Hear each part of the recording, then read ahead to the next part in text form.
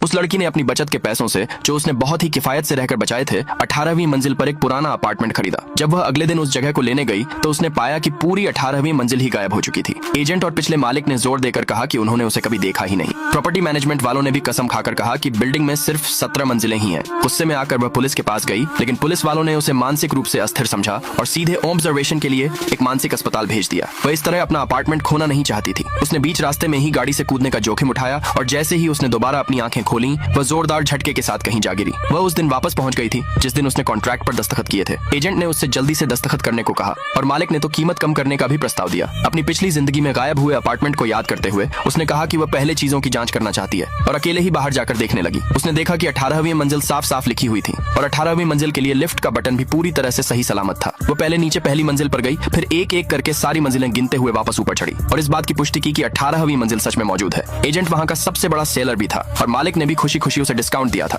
उनके पास उसे धोखा देने का कोई कारण नहीं था। फिर भी ये सोचते हुए कि पिछली जिंदगी में उन दोनों ने हर बात से कैसे इनकार कर दिया था, उसे शक हो रहा था। उनके हाव भाव भी नकली नहीं लग रहे थे। एजेंट ने उसे चेतावनी दी कि अगर उसने अब पीछे कदम हटाए तो उसे 30,000 का जुर्माना देना पड़ेगा। वह इतने अच्छे दाम पर मिल रहे अपार्टमेंट को छोड़ने का जोखिम नहीं उठा सकती थी। अपनी सुरक्षा के लिए उसने अपना फोन निकाला और रिकॉर्डिंग शुरू कर दी। उसने एजेंट, मालिक और कॉन्ट्रैक्ट की वीडियो बनाई और अपार्टमेंट के अंदर और बाहर की हर चीज को रिकॉर्ड किया और फिर सबूत के तौर पर उसे तुरंत ऑनलाइन पोस्ट कर दिया। उसके बाद ही उसने कॉन्ट्रैक्ट पर दस्तखत किए और पैसे दिए। सौदा पक्का होने के बाद वे दोनों चले गए, लेकिन उसे अभी भी कुछ बेचैनी महसूस हो रही थी। इसलिए उसने दोबारा अपना फोन निकाला और बिल्डिंग के आसपास की वीडियो बनाई। उसने उसी रात अपार्टमेंट में शिफ्ट होने का प्लान बनाया था, लेकिन पुराने मकान मालिक ने उसे जल्दी से वापस जाकर अपना सामान पैक करने को कहा। कोई और चारा न होने के कारण वो पहले वापस चली गई। वहां से निकलने से पहले उसने एक बार फिर जांच की। उसने हर मंजिल को बहुत ध्यान से देखा और इस बात की पुष्टि की कि 18वीं मंजिल अभी भी वहीं है और लिफ्ट का बटन भी मौजूद है। तभी वह कुछ समय के लिए उस कॉम्प्लेक्स से बाहर निकली। पता चला कि वह लड़की बचपन से ही अनाथ थी। सालों तक वह इधर उधर भटकती रही और लगातार अपने ठिकाने बदलती रही। अब आखिरकार उसके पास रहने के लिए अपनी एक जगह थी।